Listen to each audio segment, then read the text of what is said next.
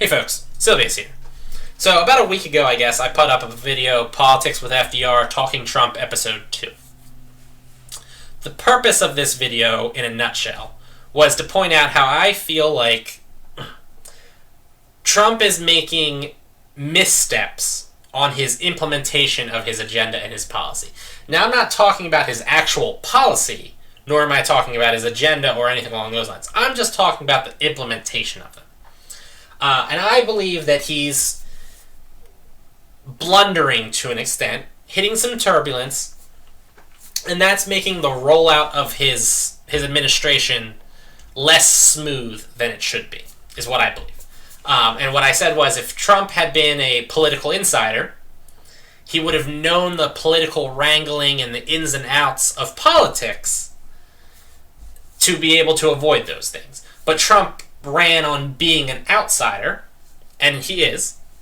So, without all that experience of being a politician, of maintaining that veneer and that persona of a politician, and also knowing how things will be viewed by the public and by the media and stuff like that, because he doesn't have those skills and that experience, he's sometimes shooting himself in the foot.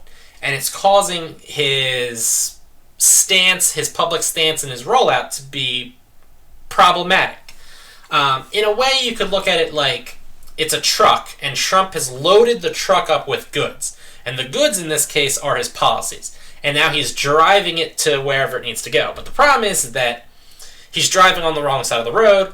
The one tire's flat. His windshield's cracked. It's not a smooth ride because of the issues with the ride itself. Whether or not the stuff that's in the truck is good is up for debate, and wasn't the purpose of my video. All I'm saying is the drive was at issue. And I said that Trump, to avoid this problem, because I want Trump to be successful. I don't want a failed presidency. I don't want 4 years of just a political disaster in our country, because I feel like the consequences of that are too big for that. So I want Trump to succeed. I want a Trump presidency to succeed. And I think that it would help him succeed if he could avoid shooting himself in the foot with these things. And he should get a political consultant and an advisor and listen to these people. That's what I said in the video. Now, 5 days ago, FML YOLO commented, and he had a critical comment about what I was saying. And I took my time to tailor a video to specifically respond to FML YOLO, and we conversed. It was good. Everything is good in life, and I respect FML YOLO. Today I have another person posting on a comment on one of my videos, so I'm going to respond to him too. So Azriel87 posted this. It was about an hour ago. False equivalence. To be a politician, you don't need a special education of 7 years like a doctor or experience. To be POTUS requires you to be elected and born in the United States. That's all. Knowing the economy or laws is not necessary at all. That's why you have advisors, and he has good ones. Also, there is no problem here. The media has been biased towards Trump since the beginning of his running for the election till today. Even his Muslims in quotation marks, ban that is in reality an Obama plan, the media is still bashing him for that because it's Trump. Trump is no different from Ronald Reagan, a Democrat celebrity turned Republican that have same viewpoints and yet wasn't looked at as racist, sexist Hitler with no experience. Sorry, but your points are total nonsense and based on fairy tales that have been spoon-fed by the left-wing media. Now I'm going to take this piece by piece and respond to it. But before I do that, I want to focus on this last sentence. Sorry, but your points are totally nonsense and based on fairy tales that have been spoon-fed by the left-wing media. Now, in my videos, there goes my phone. I'm going to throw that away so that we don't have that crap going on. In my video, I have made no attempt at hiding the fact that I dislike Trump. I'm not trying to be like, I'm an unbiased source. Here's my opinion on Trump's policies. But I also think that most people, even diehard Trump supporters, in their hearts of hearts, will agree with me that there is a level of controversy being involved in everything Trump does that is abnormal, right? Like, everybody would say that. I think other people would say that Trump does things that are different from how pretty much every prior president has done things. I think people would agree with me on that. I think most people would also say that the way Trump does things, while not necessarily bad or wrong, but it isn't the smooth political maneuvering that you would normally expect from a president. And that it's also causing the friction between these two things. I'm not necessarily saying it's 100% Trump's fault, but I am saying that Trump is at least putting himself out there to make a target by making these missteps. I think most people would agree with me that President Trump is not the smooth political operative that prior presidents have been. President Obama really had the politics thing down to a certain extent. He messed up at spots, but he really had it going out there. He could give a uplifting and motivating speech. Trump can rally the people, but I haven't really heard uplifting speeches from Trump.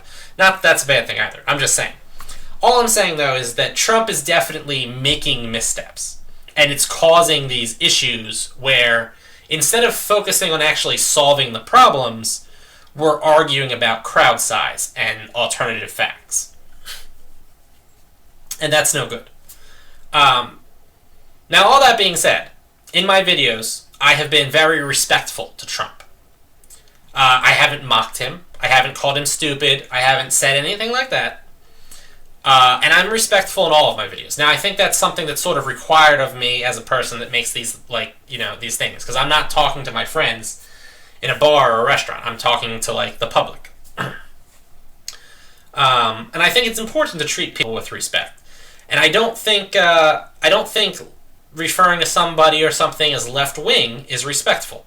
I don't think that referring to my points as totally nonsense, being based on fairy tales, or having them spoon-fed to me, is respectful. Now, I'm going to be respectful in my response to Azriel87 to the best of my ability, but I do think a lot of our political problems in this country are based on just a general lack of respect between people. Now, I know some people are going to call me a snowflake for this, but I think that being able to actually converse with a person is better than just shrieking your opinion into their face and then walking away. But alright, let's take this from the top now. False equivalence. To be a politician, you don't need a special education or 7 years like a doctor. To be the president requires you to be elected and born in the United States. That's all. Alright, yeah, that's technically true. Knowing the economy or laws is not necessary at all. Again, technically true. There are laws that stipulate that you have to have a medical degree to call yourself a doctor.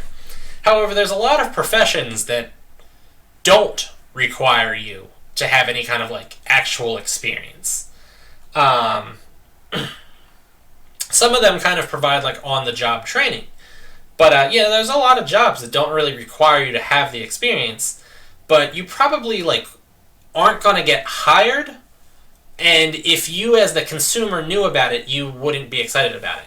So if I want to be a chef and I go into a restaurant, I'm yep, I've never made anything but ramen noodles and TV dinners in my life. Can I work at this 5-star restaurant? They're going to laugh at me.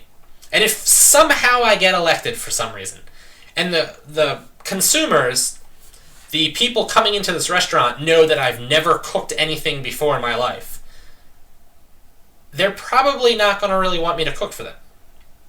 Now, as a more specific example, one that I can actually speak of, here on my desk I have a certificate from the Open Ministry, openministry.com. It was $35 for them to ordain me as a minister.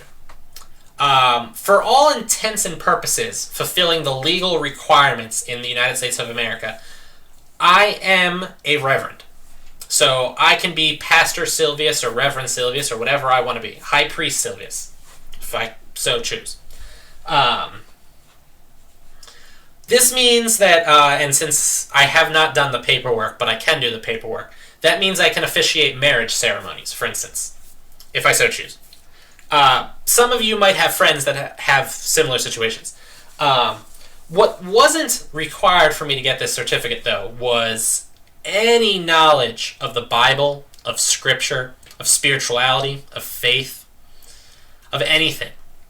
I didn't even need to be a particularly good person. In fact, I feel like anybody who gives $35 to be able to call themselves a reverend is inherently not a good person. So yeah, I can do a marriage ceremony for you, but if you were having like a crisis of faith and you weren't sure of your, religious leanings, going to me is probably a pretty bad choice. So Azriel87 is technically correct in the sense that you don't need to know anything about the laws or the economy to be the president, nor do you need experience or anything like that. You might want that. In fact, again, 8 years ago, President Obama's relative lack of experience was a target of attack for Republicans during the election. The fact that he was only a one-term senator was like, this kid doesn't know anything. He's a youngling. He doesn't know. He can't be the president. Donald Trump has zero experience in politics. And that's no longer a problem, which, I get, but... Okay. Azriel also goes on to say that's why you have advisors, and he's got good ones. That's open for debate. Because you like the color red, and I like the color blue, and then somebody else says, I like the color red too, doesn't mean they're a good advisor, doesn't mean that they know anything about colors. Just because they're agreeing with your opinion doesn't actually make them a respectable source of information. Trump's advisors are most certainly open for debate over whether or not they're good or bad. However, that's beyond the scale and scope of this video. What should be pointed out, though, is that Azriel87 seems to be a little bit not knowing exactly what an advisor is, or what a leadership position entails. Not that I'm like an expert leader myself, but I should just say this, is that in most online games I've played, I have been a guild leader. I naturally, as a person, gravitate towards authority positions. I like to lead groups. I like to, set plans and stuff like that. And in my job, for however many years it was, I was a supervisor at the grocery store I worked at, which left me as the final person in charge when the actual managers, there was 3 of them in my store, weren't there, which was basically every day from 5 to closing. Any judgment calls were on me and stuff like that. When there was something came up, I would go to the department heads and I would ask them for advice. But as the leader, ultimately the buck stops with me. The responsibility to decide, to choose, to do whatever it is that I'm doing is mine. It's not my advisors. Advisors don't just tell you what to do. If an advisor just says to you, do A, B, and then C, that's not an advisor. That's like a puppet master. And if you just blindly follow it without actually thinking for yourself, you are a puppet. Now, I'm not suggesting that that's what Trump does, although there are people that definitely think that. That's not what I'm suggesting, though, and that's also not what I suggested in my video. What an advisor does is they lay out a situation that you might not be terribly informed about. Trump doesn't know military matters. He's not a military man. Nothing wrong with that. When a military situation pops up, the advisors lay out the situation to him. They go, look, we've got bad guys here and here. These are the assets we can use. This is what could go wrong. This is what happens if it goes right. Here's how we handle it. They lay out the situation, and then they lay out options. They go, well, we could do this. Now I'm going to roll back, and we're going to talk about the, real quick, the raid that killed Osama bin Laden. Because that's a good example. Obama does not know military affairs. He has a law degree. He served as one term as a senator, and then he was president. He's not a general. He's not an admiral. He's not a foot soldier. He doesn't know anything. His general said, look, we're pretty confident Osama bin Laden is in this compound. We've got a couple of options. We can do nothing and look for additional intel to make sure we know he's in there. We can just give up on this. We can send in the Navy SEALs and do a raid. We can bomb it with a stealth bomber. We can also let the Pakistanis know what we're doing, or we can do it without telling them. Here's the benefits of each of those options. If we do nothing, we might get additional intelligence and confirm definitively that Osama bin Laden is in this compound. Or we might be able to confirm that he's not, so that we don't do something stupid. However, the downside to that is that he might move and we might lose this lead. We can bomb the location. There will be political fallout from bombing a civilian zone in a city of one of our allies. Furthermore, when we bomb the location, we're going to destroy everything in it. No intel will be gathered, and we'll probably never really know whether or not we got him. We can send a team in to raid the place. This can go wrong in a whole lot of ways. It can be booby-trapped. It can be better defended. The Pakistanis could get there in time. A whole bunch of things could go wrong with this. The upside is, if it succeeds, we get the intel, and we'll know for sure whether we got him.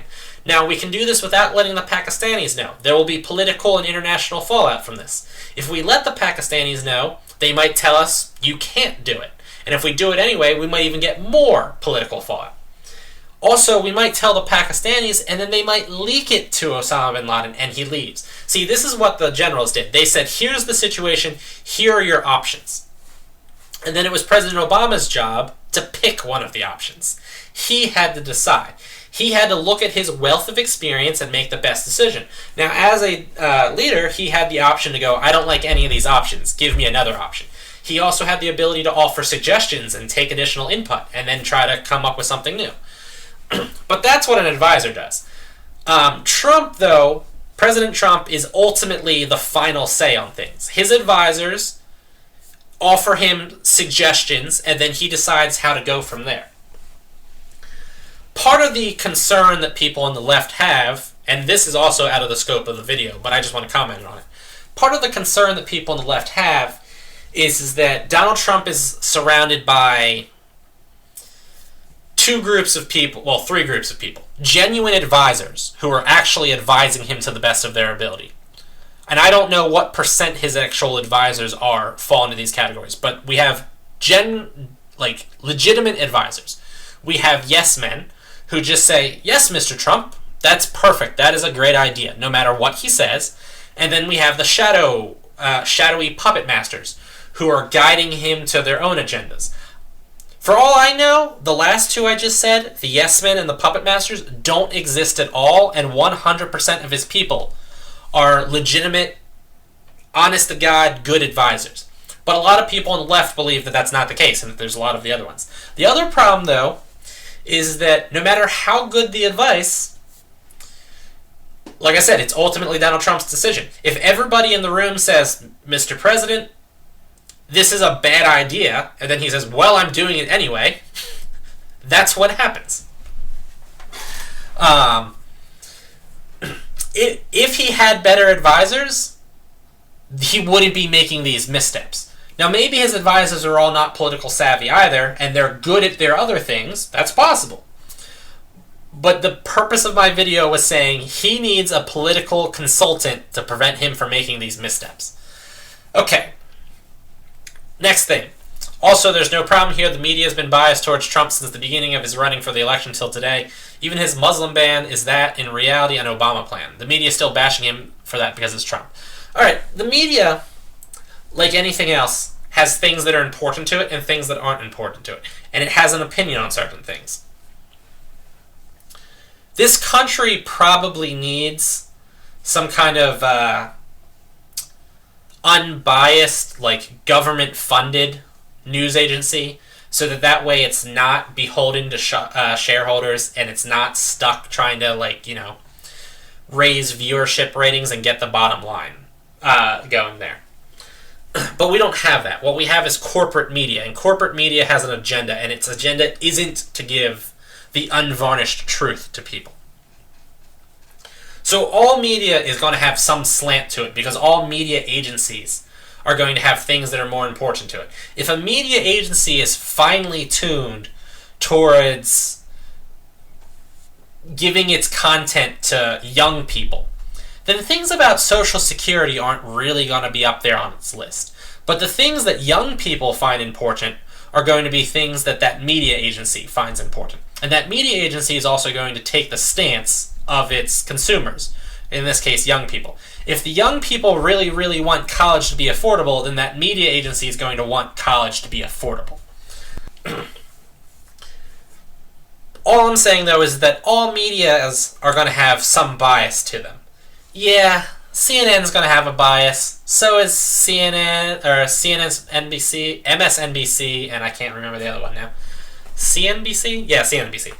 Fox News is going to have it. Breitbart, or whatever it's called. The Drudge Report. Drudge Report? I think it's Drudge Report. All the different news agencies are going to be biased to some extent. But here's the thing. If the news media reports that Donald Trump crapped on the floor, and he did, in fact, crap on the floor, then you can't be mad at the news agency for that. Now, you can get mad at them if they make up lies. Then you can be mad at them. But you can't get angry at them and go, liberal media reporting the fact that Donald Trump crapped on the floor. If it was Obama that crapped on the floor, they wouldn't be making a big mess about it. He shouldn't have pooped on the floor. Alright?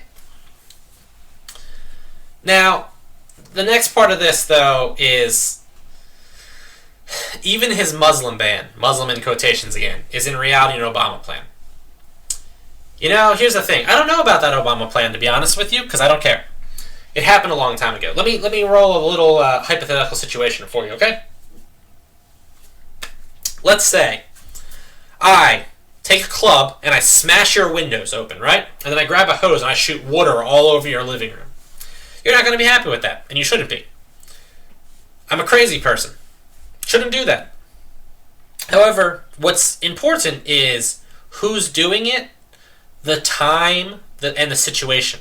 So if I just break your window open and shoot water all over your living room, that sucks. However, if the time and the situation involves your house being on fire, and it's a firefighter breaking your window, it's an entirely different situation. It's also worth mentioning, too, that, like, the delivery and how things are handled is a relevant situation. I don't know anything about Obama's Muslim plan, and I don't care. But it wasn't being implemented in the exact same way that Donald Trump's was, and not in the same exact situation. Maybe it is the exact same plan, and maybe it is actually being implemented in the exact same way. It's not, but let's just say it is. Even if that's the case, the level of scrutiny that's being put on Trump right now is much greater than what was being put on Obama at that point in time.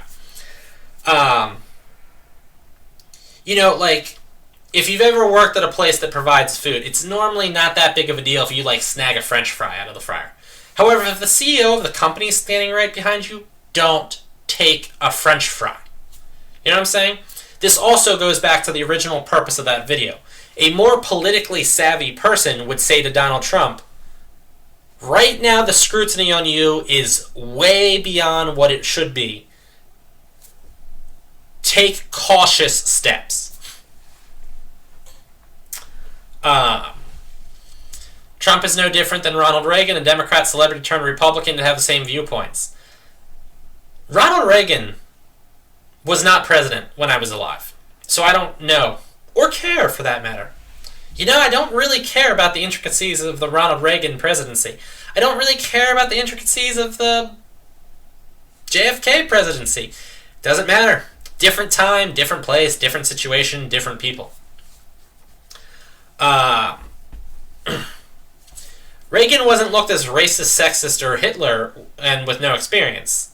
Now, I don't actually know about any of these things, but like I said, I know Obama was looked upon negatively from his lack of experience. I don't know if Ronald Reagan was called a racist or a sexist, or if he was associated with Hitler. If he was, this statement would be false, and if he wasn't, then that probably means he wasn't racist or sexist. Or at the very least, he wasn't overtly those things. And I think that's an important point. You know, Donald Trump is kind of sexist. At the very least, he makes very sexist comments very often. In which case, calling him sexist is correct. Like, if I'm a member of the KKK and you call me a racist, that's being accurate. That's not being unfair towards me. It's being accurate.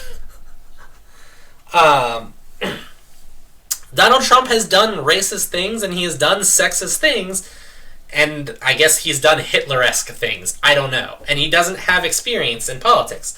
These are all legitimate concerns. Now, whether or not Donald Trump's in private sexist tendencies to objectify women and to make rude and crude comments about them disqualifies him to be the president, that's something that every single individual person has to decide. If you ask me personally, no, it doesn't. What's important to be a president is knowing what you're doing and leading the country. Governance is important. Crude comments about women, they make you out to be kind of a scumbag, but that's it. Furthermore, like that Access Hollywood video, I give Trump a lot of leeway on that one because that was like joking comments said in what he assumed to be private. Now, as a wealthy and as a public figure, Donald Trump should know better than to make those kind of statements anywhere he's not 100% positive he isn't being overheard. He should know better on that. However, I think we can all say that we've probably all made rude or crude remarks to people. I have, in like the privacy of my own like home with my friends, I have made rude and crude jokes and stuff like that.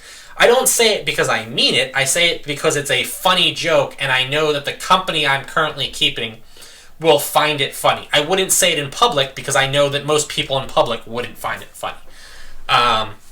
This may or may not make me a bad person, and if so, so be it. But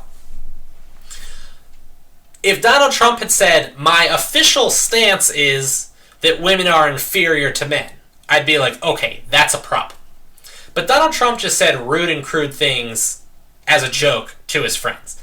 That doesn't disqualify him to be the president, in my mind. Other people, maybe it does. I'm not other people. I'm me.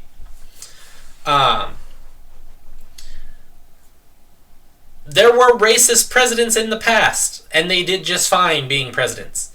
And I'm not looking for a president that can do everything perfectly.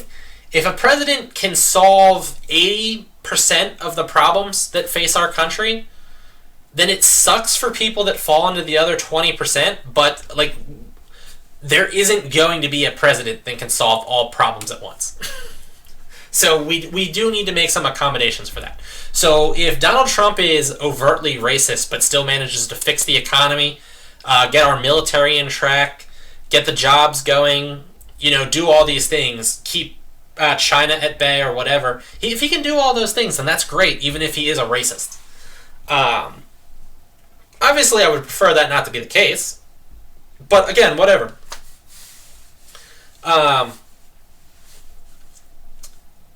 But what I get a lot out of these statements is like, well, there's other people and this didn't happen to them, is a like, woe is me, we're being unfairly targeted.